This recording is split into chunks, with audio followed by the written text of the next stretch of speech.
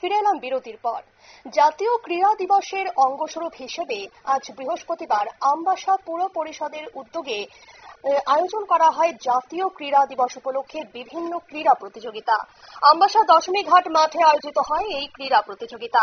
Tag of war, দৌড়, yoga, martial art সহ বিভিন্ন ক্রীড়া প্রতিযোগিতা অনুষ্ঠিত হয়।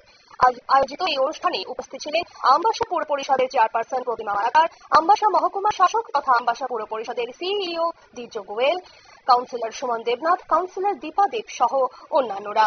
কি জানিয়েছেন সংশ্লিষ্টরা শোনাবো।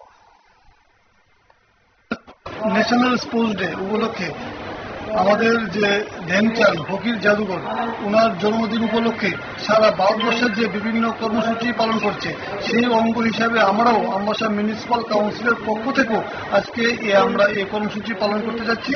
তার জন্য বিভিন্ন স্কুলের ছাত্রছাত্রীদের নিয়ে আমরা বিভিন্ন ইভেন্টের মাধ্যমে আমরা প্রতিযোগিতা করেছি এবং আমরা যারা প্রথম, দ্বিতীয় এবং তৃতীয় হবে তাদের হাতে আমরা আমবাসা মিউনিসিপাল কাউন্সিলের পক্ষ থেকে আমরা পুরস্কার তুলে দেব এবং আগামীতে যাতে তারা আরো ভালো পারফরমেন্স করতে পারে তার জন্য আমরা পুরো পরিষদ আমাদের লক্ষ্য আছে।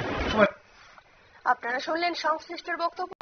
আজ জাতীয় ক্রীড়া দিবসের অঙ্গ হিসেবে বিভিন্ন ক্রীড়া প্রতিযোগিতা আয়োজিত হয় আমবাসা পুর পরিষদের উদ্যোগে এবং আমবাসা দশমী ঘাট মাঠে আয়োজিত হয় এই ক্রীড়া প্রতিযোগিতা। সেই সাথে এনে উপস্থিত ছিলেন চেয়ারপারসন প্রতিমা মালাকার, আমবাসা মহকুমার শাসক তথা আমবাসা পুর পরিষদের সিইও দ্বিজ গোয়েল, কাউন্সিলর সুমন দেবনাথ সহ অন্যান্যরা।